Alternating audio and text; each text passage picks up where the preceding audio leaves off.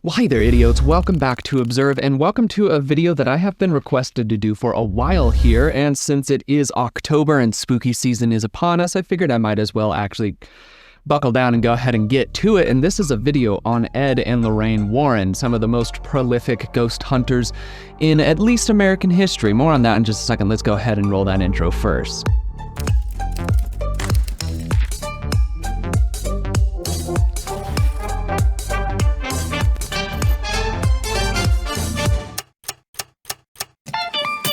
Before going too far into this, if you hear that I sound or look a little weird, it's because I am outrageously sick right now. I have myself a delicious cup of honey water to be able to help me get through, so thank you for your patience if that sounds a little bit off. But to help add some context as to what my experience in approaching this specific topic is, alongside my training in high-stakes communication, kinesics, and credibility analysis, I have also completed 4 years of theological university and spent over 20 years of my life as a devout Christian with deep immersion into the Judeo-Christian culture, serving a large variety of church-based roles such as assistant and associate pastor, a worship leader, youth group leader, everything that you could probably think of.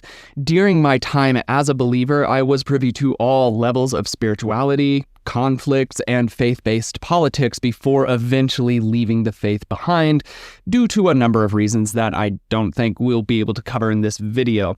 I'll be bringing this experiential combo to this analysis as I examine the footage of Ed and Lorraine while they speak about the ever-famous Annabelle doll. More on that in a little bit here. I'll check their facts and references to theological concepts and analyze their nonverbal communication in order to kind of chip away at any possible deceit, manipulation, or showmanship in order to hopefully reveal the truth of the matter.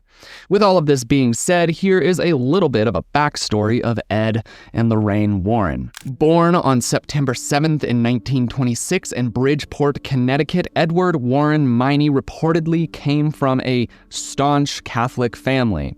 Some accounts, not always independently verifiable, say that as a child he experienced strange phenomena, for example, unexplained presences, and he became interested in paranormal phenomena from a very early age. Later in life, Ed enlisted or was accepted into the U.S. Navy, serving during World War II. After the war, he was said to have pursued art training. Some sources mention a Yale-affiliated art school or subsidiary art school, and worked as a sign painter or house painter. Some later sources also claimed that he may have also worked in local policing or as a law enforcement officer on some degree, though evidence is less clear there. Ed was self-taught in demonology and claimed to be one of the few recognized demonologists in the U.S., even claiming at times to be the only non-priest lay demonologist in the world. He and Lorraine together would later found in 1952 the New England Society for Psychic Research, or the NESPR, which they positioned as a research and investigative body. Now, on to Lorraine Warren. Lorraine Rita Moran was born January 31st of 1927 in or near Bridgeport, Connecticut. She was also raised Catholic and claimed from a very early age that she had clairvoyant experiences, things like seeing auras around people, predicting future events, and other psychic impressions. Some sources say she first noticed lights around people by roughly the ages 7 to 9, depending on where you're researching. She reportedly met Ed in her teenage years, some accounts say around 1944, at a movie theater where Ed worked at the time. They married in 1945. The Warrens claimed that their joint interest in supernatural phenomenon matured in the post-war period as Ed's personal experiences and Lorraine's psychical sensitivities converged into a working partnership, with Lorraine functioning as the psychic/clairvoyant medium in their partnership, and Ed also serving as an informational resource of sorts. She described entering light trance states, receiving impressions, and intuitively interpreting paranormal phenomena. As touched on a second ago, in 1952, they formally founded the New England Society for Psychic Research, whose purpose was to bring together investigators, clergy, medical doctors, and researchers to examine the paranormal claims that had been circulating at the time. The Warrens' faith played a heavy role in shaping their paranormal worldview. They were both devout Roman Catholics, or at least claimed Catholic piety, and often invoked Christian motifs such as prayer, exorcism, or the devil in the framing of their paranormal work. While they believed that faith was a defense against demonic forces, their blending of psychic phenomena with Catholic and Christian theology is controversial, as mainstream and scriptural Catholic and Christian doctrine tends to be very cautious, skeptical, or even hostile towards mediumship and non-canonical spiritual claims. That being said, some promotional accounts claim, or the Warrens themselves claimed, that Ed was recognized or permitted by the Catholic Church to perform certain demonological or exorcistic functions despite being a mere layman. However, independent corroboration of such official sanction is either officially absent or at least highly contested, with skeptical critics and historians often pointing out that the canonical Catholic norms typically place exorcism in the purview of priests under episcopal authority, whereas the Warrens had appointed themselves as demonologists. Opinions of skeptics and supporters aside, as I said earlier, today we will be analyzing Ed and Lorraine as they speak about the story of the Annabelle doll. Here's a brief synopsis of the Annabelle doll before we start the actual footage. According to the Warrens, a nursing student received a Raggedy Ann doll as a birthday gift. She and her roommate reported the doll changed positions, appeared in different rooms, and began leaving childlike notes on parchment. A seance with a medium produced the name Annabelle Higgins. The Warrens say that the phenomena escalated to red fluid being found on the doll and scratches on a friend who is said to be mentioned in the notes. A couple of priests ended up getting involved, and after a house blessing, the Warrens took the doll. The Warrens' account further claims near-miss car incidents while transporting the doll, later movements of the doll at their home, a priest's near-fatal accident after scoffing at the doll, and ultimately, the doll's placement in a locked glass case in their Monroe, Connecticut occult museum with the sign, positively, "Do not open." It's important to note that nearly every specific incident, names, notes, scratches, car or clerical accidents, is predominantly attested only in the Warren-controlled narratives such as their lectures, case write-ups, and later the family's NESPR website. Independent contemporaneous documentation has not yet surfaced in more reputable archives. Along with this, the claims about the priests' roles come only from the Warrens' telling. Diocesan documentation, or the normal evidentiary trail for exorcisms/blessings that would interest scholars, has not been publicly produced for this case. The only widely available narrative is the one curated by the Warren-influenced website. With all of this contextual information under our belts, I think it's high time that we dive into the footage and the analysis portion of this video. This is a segment from a podcast created by the Warrens and moderated by their son-in-law, Tony Spera. Throughout the segment, we will be focusing not only on the Warrens' nonverbal communication and kinesics, but also on the verbal patterns and theological or spiritual motifs presented by the duo as they speak about the famous Annabelle doll. Let's go ahead and get started. If you could tell us how you and Ed began the work and how long ago it was. Wow, it's a long time, Tony. It was over 50 years ago that we began as husband and wife to do it. Not long after Ed came home. I'm gonna go ahead and pause here. So just calling to note a few things. This is a very controlled environment by them. This is the Warrens', like I said, podcast. This is their son-in-law. Everything that is just shown here is very controlled by them. So this doesn't really count as any form of evidence on their part if they want to use it as so. Then non-verbally speaking, what I notice as soon as they start interacting and answering to this question, you start to see a little bit of fidgeters coming out on both of them on how did you get started. Now those fidgeters, they don't mean anything yet, but they are a little spike in their nonverbal communication as they've started this, so they've started to do some fidgeting. This could be because they're just feeling nervous or feeling a little bit of the tenseness or anxiety around being on screen and being filmed. At this point, they had already been in front of the media for a fair bit, so I just want to keep that kind of thing in mind as I move forward on this. But both of them start off. Lorraine starts to do a little bit more fidgeting with her fingers in here. She regularly fidgets with her ring at specific points of this interview and other ones that I've watched outside of this. And then on Ed's side, you could kind of see his fingers moving on his chair here and some shifting around as they're starting this narrative here. Already we're starting to get an understanding as how they're going to behave within this specific interview, and hopefully that will highlight some things as we move on here. Regardless, let's continue. Ed came home after serving in World War II. He began talking about that home he grew up in Bridgeport. Began talking about the hauntings that had occurred there. That was really hard for me to accept that.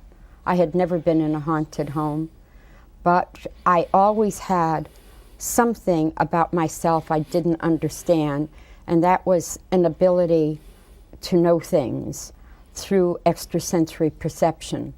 But I suppressed. So something that I want to make note of that Lorraine does here verbally is she admits that in the beginning of all of this, it's not her that started this path that they're on here. It was Ed. Ed was the one who started off on this things are haunted and we should look into that. Lorraine was like, well, I suppose that I feel like I have something different about me to try to fit her facts with Ed's statements here, which as you find out more and more about this specific couple, their history and some of the dynamics that were not media facing, this becomes a little bit more revealing of a thing as Ed turned out to be a little bit more dominating of a personality than what was presented to the general media. There are rumors that he was abusive on multiple different levels. There are rumors that he had a mistress who started being his mistress when he was 35, and the mistress at the time was just a child at the age of 15. And so there are some problematic things around this that are highlighted more and more if you do the extra research around it, which I do suggest you go and dig around as much as you would like to as well. I have spent hours digging around at this, far more hours than I ever wanted to, but I do suggest you go and do the same if this is something that interests you. However, that little verbal thing there is a little bit more weighted if you know the context behind it. So just something to make note of. Let's continue on. But I suppressed those feelings, Tony, to a great extent because there really was no one I could share them with. Now, so with that, she's talking about her ESP capabilities, and she's saying that I wanted to suppress those feelings, and she does a manipulator up here next to her nose and then fixes her glasses. During that same time as well, she uses something that she does in at least all of the episodes of this podcast that we're listening to here. She uses a rapport building feature, which is to mention the first name of the person being spoken to.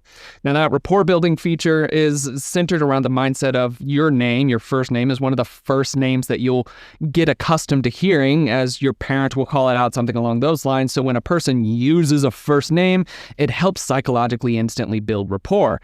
Now that can be okay, especially if you're just wanting to build rapport, but if it's done repeatedly over and over and over again, it can start straying into what feels more like a manipulation, as using a person's first name does give you a level of psychological advantage through the same exact mechanism that we just talked about it building rapport.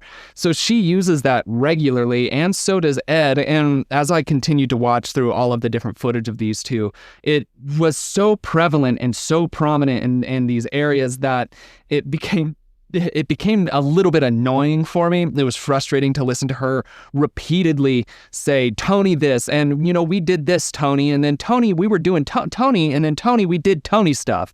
And it starts to become a little bit excessive. Now, there's the possibility, especially during that day and age, maybe that's just how she talked. Maybe people in that time regularly said another person's first name to an excessive degree, but I wasn't able to confirm that via any external source. It is something that I wanted to make note of, though, because it can be a manipulation tactic. There are other things that they will say and do during this interview that are also manipulation tactics, but we'll talk about all of that when we get around to the actual instances. Now, with Ed, it was important to him to satisfy his curiosity regarding that house that he grew up in. Did other families really experience the types of things that he experienced? And as artist, because he was now studying art and already beginning to sell his paintings very early on, in his career after getting out of the service within the first couple of years. Let me ask you, you said, This is a fascinating, needless bit of information about him selling his art. Nobody cared. Nobody asked. Nobody wanted to know that he was an artist that had started selling his art in such an early time and things like that. But what it does amplify or highlight a little bit is the mindset behind the duo, is this selling of art sort of thing. And we'll hear more of that as we go through this, is that their mindset from a very early time in this, in all of their storyline, is money. They wanted to make more money. And again, we'll talk about that more as we go through here. And if it doesn't mention it in the clips, I'll talk about it when we get to the end of this. But money was an extremely quintessential factor of their entire behavior. It was all centered around whether or not it could make them money.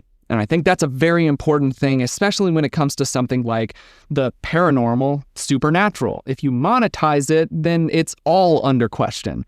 If it's not monetized, well then yeah, that could just be information. But if it's monetized, it's a revenue stream. So you have some questions to ask there. Was this genuinely an experience, or was this a way for them to make money? Just thoughts to have. you said you had the ability to know things. Yeah. What do you mean by that, and what year, how old were you? It started about 9, Tony, that I had the ability I could see lights around people and know things about these people, but I didn't quite understand it. But I always had tremendous faith. I still do. I always felt that through prayer, anything could be changed. If it was God's will, anything could be helped. And I always relied on that. But I didn't understand what I experienced. Also, So with that, if we're speaking scripturally, biblically, there are spiritual gifts that people can be given by God if you believe in that segment of faith. However, within those spiritual gifts given by God, nowhere are any of what she's speaking of mentioned. And even with that, the concept of the spiritual gifts, which were much more prevalent in canonical scripture, are not prevalent today. So the question is then asked, were those a contemporary thing, something that only happened then because they're not present as much now? So her trying to then be like, oh, I also relied heavily on my faith, that is a bit of a contradiction there, because her faith wouldn't allow for these things. Again, throughout scripture itself, things like psychics or mediums are very rarely mentioned, and the times that they are mentioned, they're not mentioned in a way that is glorifying to the God of the Bible. They're mentioned as somebody who might stand in antithesis of him, an enemy to the God in the Bible. So for her to try to claim faith while also claiming these gifts that would be flying in the face of her faith is a bit of a logical fallacy. There's not really a way to move forward from that, but this will be scattered about throughout the entirety of their reasoning. And we'll talk about that as we go on through with that. But as she's talking about this, I start to see a little bit more activity come up with her, even down to at a certain point, she starts doing some defensive gestures with her palms facing forward, and you can see that her hands are shaking. Maybe she's just old. Maybe that's just something that her hands are starting to do there. There could be any form of medical condition that would encourage that, or just age in general, or it could be the fact that this is a point of anxiety, and that's why her nonverbal communication has spiked a little bit, and now you're starting to see some defensiveness and even some shaking in there as well. Just some things to be able to make note of alongside the verbal. also the night I met my husband, and I knew I was going to spend my life with him, I fully did not understand that. That was my first outstanding thing that happened in my young adult life. Now, let me interrupt for one moment. Ed, I'd like you to address Yeah. that. Well, you got to understand, Tony, that there was a lot of confusion. That statement, you gotta understand, Tony, that's taking a superior line within this narrative here. He's talking down to Tony at this point. You gotta understand, Tony. Allow me to expand on my wisdom to you, Tony. Tony, this is the way it's going to be, Tony. And so that mindset of things really does characterize the way that they spoke to just about everybody around them, is with this air of aloofness that they are better and know more about everything than you do. And so you should probably follow them. That's the way that they think. So you should probably also think that way, that sort of mindset. I don't appreciate that. It's not my favorite, but it's also such a small point at this point that it's nothing to be able to really harp on too much. It's just something to make note of, that he does have that tendency to take that superior form of speaking towards the people that he's speaking. Regardless. There was a lot of confusion when I was small because my father, who was a police officer at that time, would always say to me, Ed, there's a logical reason for everything that happens in this house. These were not logical things. You don't see the spirit of an old woman coming out of a closet. Your bed doesn't shake. You don't hear pounding sounds. The room doesn't turn icy cold. You don't see lights flashing across the room. These were not logical. That's true. Those aren't logical things. And unfortunately for everybody, the only person who is attesting to those things happening is Ed. Which again, if Ed wasn't making money on this, then that would just be information. But he's making money on this. He's making a career off of this. So then we have to ask, is that genuinely what happened, or is it not? It becomes immediately more muddy as time goes on. I, for one, would love to find out that there is something like that, something supernatural, paranormal, something that we cannot yet explain by science. That would be fantastic. But unfortunately, I'm not getting it from Ed and Lorraine. Maybe there's other evidence outside of that, but they aren't providing it, at least at this point, and we still have some to be able to go through. These were not logical things. My dad knew it. But on the other hand, he didn't want to frighten us. And he always felt that his religious beliefs were strong enough to take care of anything in that house because he was a very spiritual man. I don't think I ever know my father missing a day's Mass. He always made sure he went to Mass in the morning or went to church after work when you come home late. Interesting. When he goes into that, I don't know that my father ever missed a day's Mass. He does a pretty substantial manipulator up here. Just curious as to why that comes up there when he's talking about his father never missing a day of Mass. Maybe that's the case. In my experience, that's almost never the case. There's always a day somebody's feeling sick, something goes on, anything around that. There are all sorts of exceptions around that. So maybe this is just Ed showing like, okay, saying that he never missed it is probably a little bit of an exaggeration here, so I'm going to do a little bit of self-soothing there. Something along those lines. Regardless, that gesture comes up right when he's speaking about something that is not probably true. Let's continue. When you come home late at night, but he'd always make a visit to the church. So what I wanted to do was to find out. 2, he'd always make a visit to the church, another manipulator on his face. I have some questions around that now that I've seen 2 points there of him having some odd manipulator centered around his father being the most devout, always at the church kind of person. Maybe. I have some questions around it. But, I mean, when it comes to this case, I don't know that it's also either here nor there in regards to what they're speaking of. But it does poke some holes into whether or not the credibility of Ed is very solid, or if maybe you should question most things that he says. To do was to find out if what he said was true. There's a logical reason for everything, Ed, but there wasn't. This is a house in Bridgeport? This is a house in Bridgeport, Connecticut on Jane Street. That was haunted. I lived there from the age of 5 until 12. Mm-hmm. This was my indoctrination into the world of the supernatural and preternatural. Now, I went to a parochial school, which is a Catholic school, and the nuns were constantly talking about... As she's talking about how this house was haunted, again, very difficult to be able to verify that with any form of external corroboration on any level.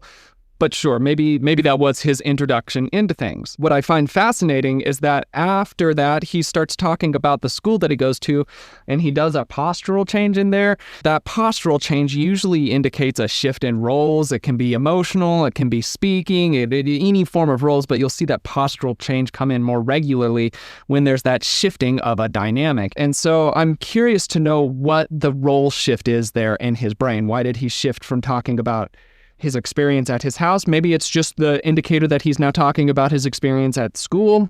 Difficult to say. Just another nonverbal thing that we're making note of. Talking about apparitions, the Holy Ghost, spirits. You know, this was part of Catholic doctrine, still is today. So that I was familiar with that, and I would connect what was happening in my home with what was happening or in school, what they were telling me. And then I would hear this old priest talk about a man being possessed 2 streets down from where I lived, and that exorcism was going to be performed. Now, I was only a kid. Just a real scientific note, many of the exorcisms and possessions that have been called to light throughout history have been able to more accurately be attributed to mental disorders. And the duress of the exorcism process is something that is extremely damaging to the psyche of these individuals. And so for this to be the whole hinging mechanism of things, to me, again, it seems as though the immediate leap is demons, when a more educated leap would be, let's check out to see how their brain's doing, see if there's something else that's going on in their psychology. Now, obviously, this was a while ago, if I understand correctly, if I remember correctly, this is from 2000, where this was rolling. And so I guess I can give a little bit of grace to them in saying that, like, psychology it wasn't as advanced then as it is now. But even with that, it still felt like it was a misuse of terminology there, and then a problematic approach to solving some of the issues that were perceived at the time. Regardless, let's continue on through this. I'm only 8, 9, 10 years old, but I understood what they were talking about. I had an inner knowledge even at that time. A lot of people say to me, well, Ed, you're one of 7 religious demonologists in the country today. How did you become a demonologist? Did you go to school for that? Do you have some kind of a diploma or certificate? No. I was born a demonologist. That's extremely problematic there. I'm all for people having proclivity to be able to be better at a certain task or at anything kind of thing. Some people are born and they're great sports people. Some people are great mathematicians, things like that. Sure, I get that. But in this realm, one, not the same. Saying that you were born a demonologist is not the same as saying I was born athletic. And then when it really boils back around to it, since Ed is a Catholic, his family was Catholic, what he's more or less saying here is that his demonology knowledge was granted by God. He was born with it, so only God could have given him said knowledge in their faith. So then he's saying that he has knowledge that nobody else can have that was granted by God. And if you're in that faith, it's really difficult then to look at that and be like, oh, well, I don't believe you, because then it could be turned around and twisted really quickly to be like, oh, well, that's because you don't believe God and your faith isn't blah, blah, blah. All that it really does, anytime that somebody does that, where they're born with a gift like that just can't be challenged on any level because it's probably given to them by a deity or something along those lines, that opens the door for extreme manipulation, because then they can say anything and everything that they want to, and if they are challenged on it, it's not them being challenged, it's God. So for him to say, no, I didn't actually have any training in this, I just was born knowing this stuff, for me immediately it's like, no, you weren't. If you do think that you were born just knowing this stuff, then that's probably more so you were born and you made up this stuff, something along those lines. I take issue with that being his whole thing, is that he's just a born demonologist. I call BS on that. But regardless, we've got a lot to go through. I had the inner knowledge that I use today. In fact, a lot of priests will come to me and say, where did you learn about this? It wasn't anything I learned out of a book. And then, as Lorraine and I went from one case to another, 50 years ago, we'd put these cases into certain categories. Mm-hmm. Earthbound spirits, demonic, inhuman spirits, poltergeist. And we took all of this knowledge and we put it into 9 books that we have today. We're working on number 10. But this was important. How much do you want to bet that they sold those books? Sold them to everybody. Probably tried to make as much money off of that as they could. And again, Ed just said there that there were no other books that were saying that what he was saying. So either one, this is genuinely a divine gift. He knows these things from the divine, which is problematic for a number of theological reasons. Or again, he's just admitted that he made up a bunch of stuff and then they made books on it and sold it for that, which again is problematic in and of itself. So this isn't looking great for Ed and Lorraine Warren, at least in this specific interview and dozens of other interviews that I've watched. It's problematic, to say the least.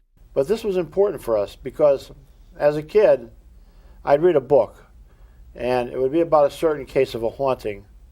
And then I'd read another book. It was something about the same haunting, but things had changed. One writer had changed it from the other. So I told Lorraine, we can't pay attention too much to what these people are saying in these books. We have to take the knowledge that we have, and that's the knowledge we'll put into our books. Do you remember like the first case you guys ever went on together? Mm-hmm. Do you know what it was? The Ocean-Born Mary House in Was it? Henniker, New Hampshire. Would you want to just tell a little bit about some of the things, perhaps, that are in that museum that are really fascinating, scary things, perhaps, that you've collected over the years? All right, I think one of the most famous would be Annabelle. Mm-hmm. This is a Raggedy Ann doll that's made like thousands of other dolls, except that this doll was used in communication, almost like having a seance. Mm-hmm. A nurse had received the doll 1971 as a present, a Christmas present from her mother. And the doll stands about 3 foot high. And she would take it to bed with her at night. That's common enough for girls to do. I take a pillow. Some people take a doll. Girls would like that, even 28-year-old ones. And after a few nights, she lived with another girl who was a nurse, both of them Hartford Hospital. Was Hartford Hospital? It was Hartford Hospital, honey. And they were on the same shift, and so they worked together, they lived together. Throughout this, I'm interested in Lorraine's facial manipulators that come up. I've seen a few of them crop up there, but none of them have been seemingly centered around whatever Ed is delivering verbally. So I'm not sure if this is just movements. There is that possibility that she's just itchy around her mouth or around her nose or anything like that. There's just that possibility for sure, especially in that they don't seem to relate to something that's being verbally stated at the time, but it also could be in relation to something that she's processing at that time as well. Mouth touching manipulators, things like that, anything around in here are oftentimes centered around when there is a negative thing that perhaps you feel like you shouldn't say or talk about or something along those lines. You could see those start to come out here. So maybe that's going on in there. I just wanted to also make note of that because I'm sure that you watching this have also seen her do a few of those. I have seen them as well. They don't seem to be correlated with anything that I can see, at least in this, but I've at least made note of them. Together, they lived together, they shared the expenses. And one morning she got this idea to bring the doll from the bedroom into the kitchen where they were having breakfast, and she put it in a chair. And she said, "Oh, Raggedy Ann here's going to have breakfast with us today," joking around. Okay, well, that was a joke. This doesn't make sense. So far, everything else that he's saying, I mean, sure, that can kind of make sense. Maybe a mother got her daughter a doll, kind of like a plushie, a stuffed doll kind of thing, and maybe that's that, sure. I get everything up until the point of then this adult human being being like, okay, now let's play tea party with my doll. That's where it starts to become a little less conceivable, perhaps, maybe. Everybody has exceptions to things. It just seems less likely than the rest of the story that has started here. And sure enough, as soon as it's this weird turn of things, that's where also the supernatural starts to come in here. I find that correlation a little interesting, but that could also just be my personal preference. It's something that I'm thinking about as I'm going through this, though. Okay, well, that was a joke. Then, the next thing... Bless you. The next thing, she brought it down again the next morning, and the next morning. But the third morning, they're talking to the doll, and the arms of the doll are on the chair like this. Suddenly, they went up and onto the table. Now, this didn't frighten them. This intrigued them, to the extent that the one nurse said to the other one of the nurses knows a medium. Let's ask her about this. I'll bet you there's a spirit in that doll. That's what they did. They asked this nurse about it, and she said, yeah. She said, I know a woman who is a medium. I'll bring her over, and we'll hold a seance. It was a joke, just a game. But it didn't turn out to be a game. It turned out to be one of the most horrifying experiences. The way that he's delivering this, it sounds like he's delivered this 800 times, and it was just a game, but it turned out to not be a game. It sounds like he's leaning into theatrics, which he does, both of them do very regularly throughout the rest of their careers, is lean into the hamming up of the theatrics of everything, which I'm all about. Sure, if you want to be entertaining, be entertaining. The big issue that I have with this is that this takes advantage of people. To me, it feels like it could be manipulative. Not certain on that. Also, I mean, so far, non-verbally speaking, they've held fairly stationary throughout this. There hasn't been a lot of huge movements, and unfortunately, I mean, the video quality is the video quality, so we can't see a lot of their smaller like facial movements, but their bodies aren't doing too much differently. You could still see the same fidgeters coming out from Ed on the sides of the chairs, still see Lorraine fidgeting with her fingers and rings and things like that. But a lot of what they're revealing about themselves here is just verbally at this point. Experiences they'd ever have in their life. Mm-hmm. And I've talked with people just recently, as recent as 2 months ago, who know the two nurses. And even today, they don't like to talk about it. They'll never come to our lectures. They don't want to talk about Raggedy Ann, Annabelle at all. So... Interesting. Is it because it was problematic for them? It was troubling and they couldn't bear that? Or was it because they didn't want to be a part of something that was fake and just there to make more money? We don't know. We're not really able to confirm or deny either of those 2 points of view, but both of them are directly plausible and should be kept in mind as we go through. So now the woman holds a seance and she said, there's a spirit of a 6-year-old girl in that doll who was killed in an automobile accident just outside of your apartment house here. Just gotta say we're functioning through this mode of thinking that the medium really was able to make contact with a supernatural entity. The medium has the ability to contact supernatural entity and says it is the spirit of a little girl who was killed. That's what the medium, who is the only one in this group right now, including Ed and Lorraine and the two nurses that are being spoken of, the medium is the only one who has been able to contact and interact with this entity, making her the most knowledgeable, I guess. She knows the most. She's the only one who at least claims to have made direct contact. Fascinating. Well, there was a 6-year-old child by the name of Annabelle who was killed. But God does not allow the spirit of a child to go into a doll. You cannot find that anywhere scripturally. And if you start pulling in extra scriptural material, well, then the question of whether or not that's valid or reputable is immediately brought up. If you're going through the faith, say you're a Christian, say you're a Catholic, however it is, if you're going through that, nowhere in any scripture does it ever mention that the spirit of a child can't go into a doll. It's just not a thing.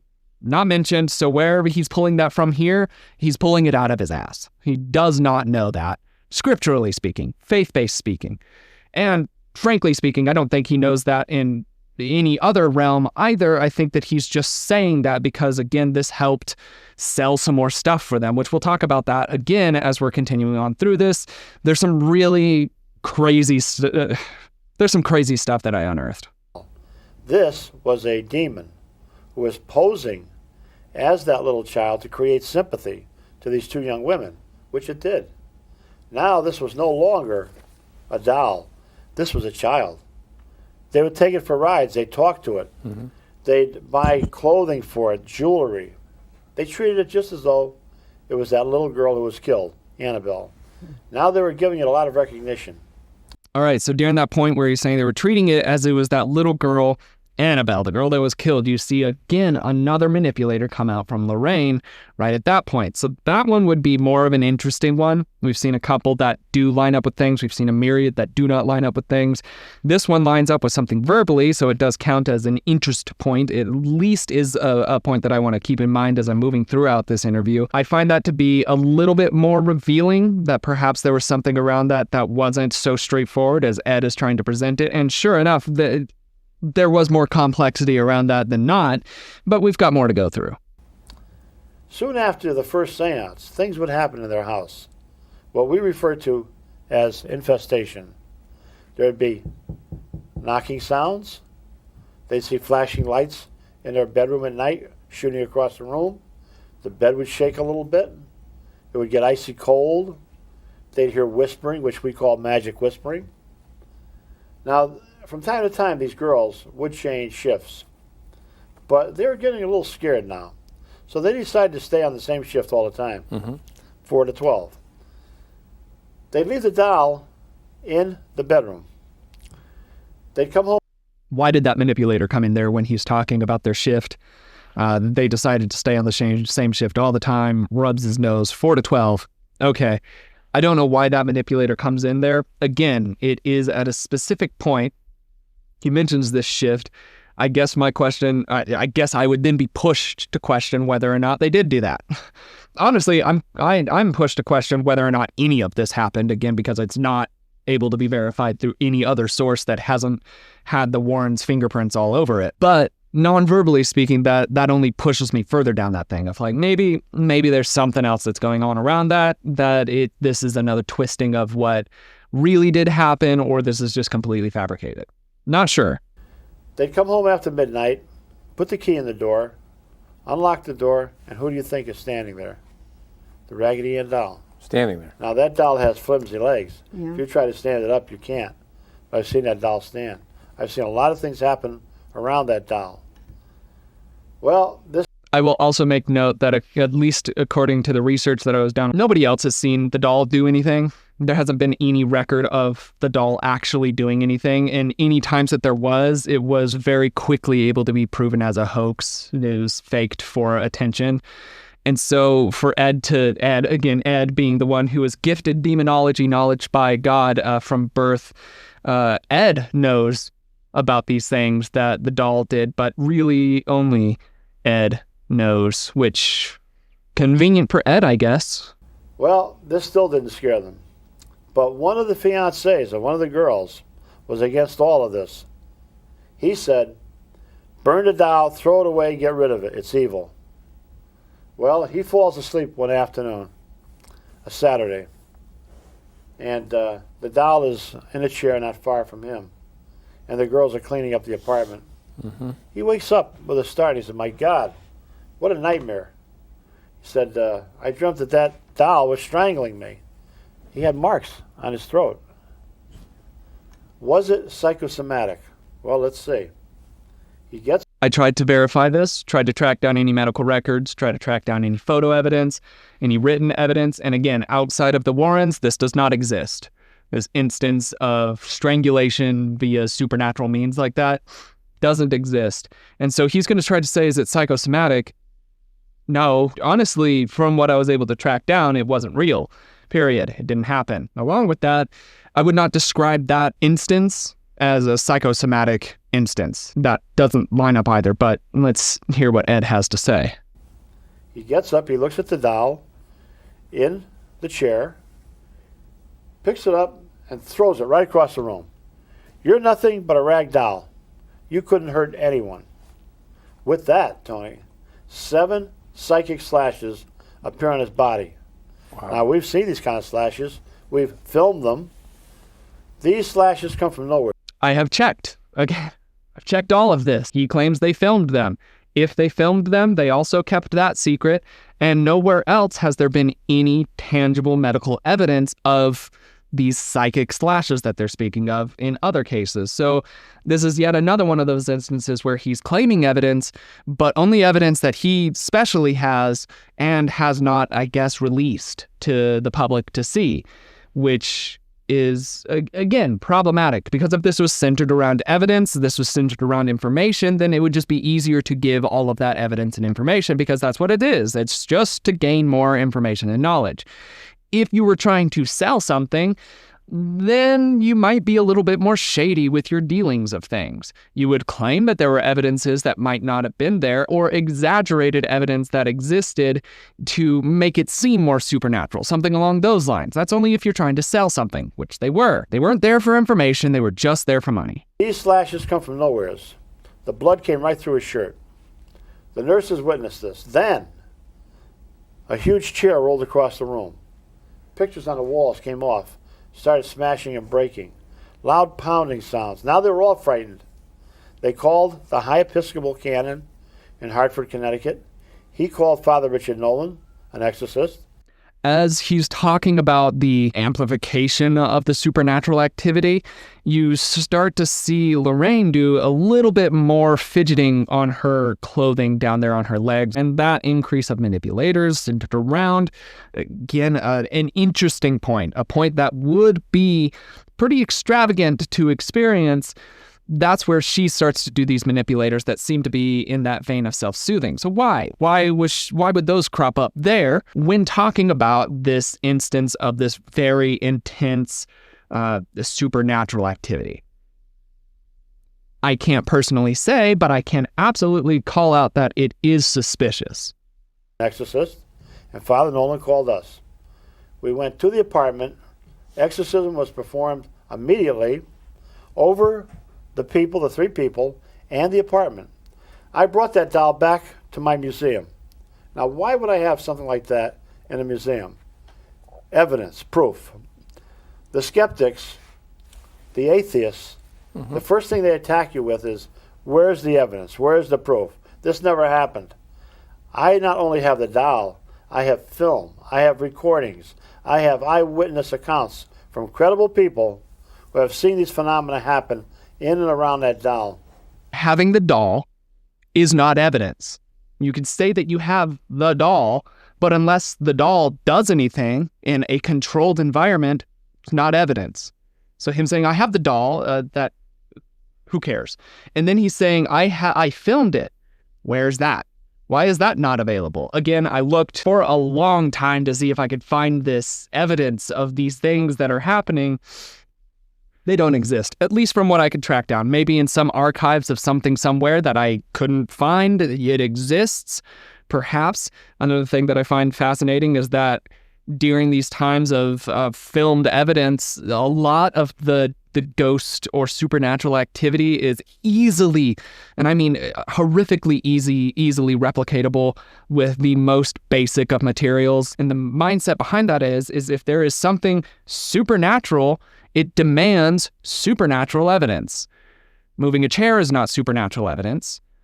Opening and closing cabinets is not supernatural evidence. There has to be something more. If you can fake it, even remotely, then that pokes a hole in that line of things. Unless you could do it in a controlled environment, which it just doesn't happen, at least with what the narratives that Ed and Lorraine have presented are. Maybe there are other instances that it can, and I hope to be able to find some of these. I would love to find evidence, tangible, real, in a controlled environment, made by credible people. I would love to find that sort of evidence. That being said, there are still instances that I have seen in other ghost hunting videos and stuff that I feel like it seems pretty hard to ignore what's going on there. And in those ones, those are the ones that I'm excited about.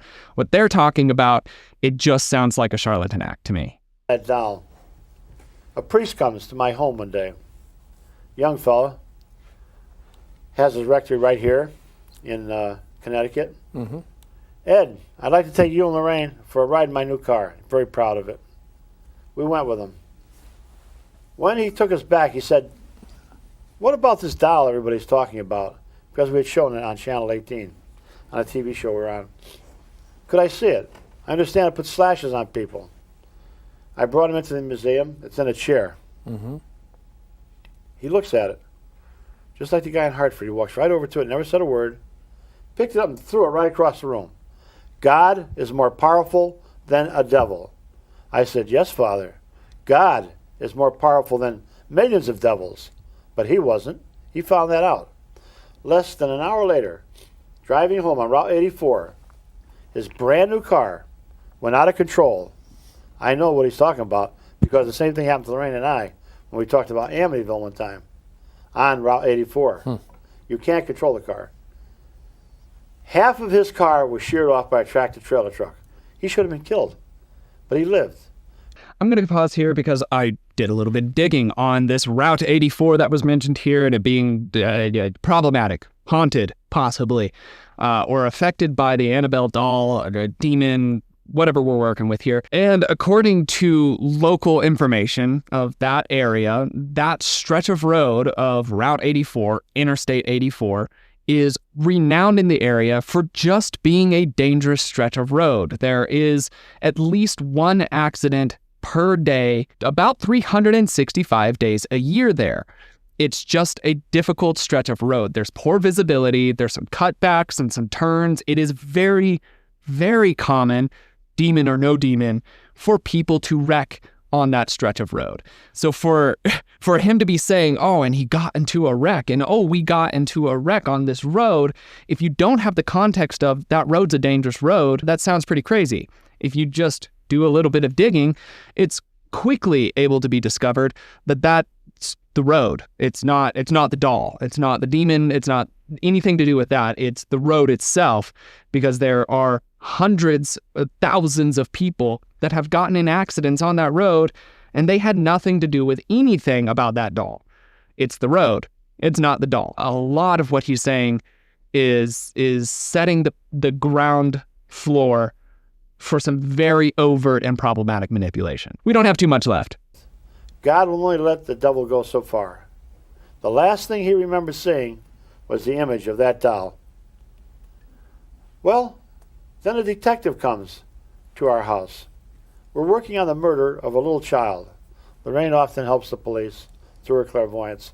I through my knowledge of ritual magic murders. After we were through, he said, Ed, could I go out to the museum there and look around? Sure, I brought him out. Now, this is a homicide detective. You were a cop. These guys are tough guys. They're used to seeing grisly sights, right? Mm-hmm. He looks around and he said, you know, of all the things in this building here, that doll there, I can't take my eyes off of it, the Raggedy Ann. It was still in the chair. Just then, the phone rang. It was a personal call. I told him I'd be right back, not to touch anything in that building. Mm-hmm. Everything in there was unholy, unblessed. Right. Well, I'm up there talking on the phone. I wasn't even there 10 minutes when all of a sudden I hear him coming up the stairs. This guy is a big guy, 6'2", 6'3", over 200 pounds, all muscle, used to seeing grisly sights. He's shaking. He can't hardly talk. I thought he was having a heart attack. I sat him down. I was going to call an ambulance. There was no 911 then. Called an ambulance, said, no, Ed, it's not that. I said, what's wrong? I just don't want to talk about it. He was embarrassed. Lorraine walked in. He looks at Lorraine. He said, I'll talk to Lorraine about it, but I don't want her to ever mention it again. She didn't have to. I knew what he did. I went back down into the building. Everything was knocked over. He had picked up the doll. He had picked up that inanimate object. Its aura mingled with his aura. And something so terrible occurred to that man that he resigned from the police department 3 months later. But that's not the end. We had a group of... I couldn't track that down either. There were no unexplained quittings of anybody during that area or era. This instance that he's talking about doesn't exist in any police record. It doesn't exist in any other record outside of what he's talking about here. And this just characterizes them. Everything that they say you cannot fact check because it doesn't exist. It's just problematic. Again, it's only problematic because they're trying to make money off of it. If they were just trying to get the information out there, then sure, all of this I have so much more grace for because it's almost a part of the scientific method. You just explore, you find information until you reach a conclusion. But that's not it. That's not what they're doing. Anyhow. We had a group It's almost of the end of the students. show. We're almost out of time. So We're almost out of time. if you could Well, quickly end that one. A group of college students came one day. One of them said this is nothing but a bunch of bunk. I don't believe in it. He went over to the Raggedy Ann doll, which is in a case, knocking on it. He said, this doll can't do anything. I dare it right now to put slashes on me. I put him out of the building. Less than 3 hours later, that boy was dead. His girlfriend, who had been with him on a motorcycle, said he was laughing about the doll, smashed into a tree, head on, was killed instantly. His girlfriend was in a hospital for over a year. That's You unbelievable. don't challenge devils. So that's where that's going to wrap up there. Again, this is on the same problematic road, Route 84, Interstate 84. A lot of deaths, a lot of traffic collisions, everything like that. So it would make sense that a person driving a motorbike on a dangerous road laughing and talking about this experience that they just had might be distracted and have an accident like that. Sure, that all tracks. In fact, all of the people that had accidents centered around this, it would make sense for them to have said accident if they were distracted. That distraction on a dangerous road will lead to more accidents. To me, that makes sense. It's not mentioned here, but this painting is a painting that Ed did of a haunted location. And him and Lorraine realized that they could go to these different places, paint these paintings, and then sell it to tourists and make a bunch of money. And that was another one of the things that got them further down this line, was making money. In my opinion, Ed and Lorraine were frauds. That I think that they played the scene for money. There are things that back that up outside of what's in this video. Some reports say that in some of the writing centered around their experiences, when authors would ask them, like, hey, what about this? Their response would be, I don't know, make it up, make it scary. That's your job, do that sort of thing. And again, there are reports of Ed, being severely abusive towards Lorraine, but then there are also some reports of Lorraine being abusive back towards Ed, which is also problematic. But if you look in media, that's not how they were ever portrayed. They were always portrayed as being like this perfect, happy-go-lucky kind of power couple sort of thing. And apparently that was far from the truth. This has been my video talking about Ed and Lorraine. I know that this wasn't as nonverbal heavy. A lot of it is just sitting there in the same position, but there was plenty of stuff verbally to be able to go off of. I would rather be wrong. I would really rather be wrong and have them be exactly what they were and have the experiences that they had be the genuine experiences that they had, but that's not what I found. And that's not what this video pushed me to do, and nor did any of the other videos that I've watched in relation to this push me to feel that either. But maybe I've missed something. In fact, I know I've missed things. There's all sorts of stuff out there, and this is not like a special interest of mine. So let me know your thoughts in the comments of this video if you'd like to see more videos like this, comments, everything like that, and go ahead and hit subscribe, become a member if you would like to be able to support the channel a little bit more, or you could head over to Patreon as well. I'm not really making any great Patreon or member exclusive content to be able to justify you doing that. Regardless, even if you can't, I appreciate you being here. But without further ado, that's all that I've got for the day. My name is Logan, and you have been oh so awesome as you always are, and I will see you in the next video. Cheers, guys.